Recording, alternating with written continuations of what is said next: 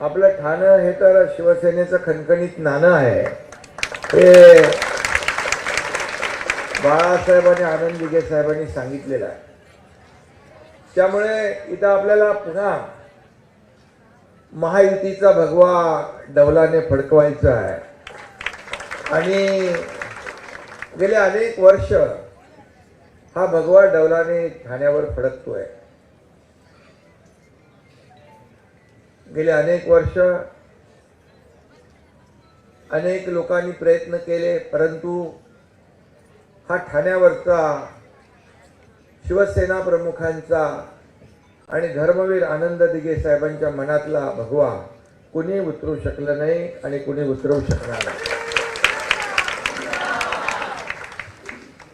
आणि म्हणून मी सांगतो, येत्या 15 तारखेला निवडणुका होतील जानेवारी, आणि 16 तारखेला गुलाल आपणच उधळणार, भगवा आपणच फडकवणार. ही काळ्या दगडावरची भगवी रेघ आहे.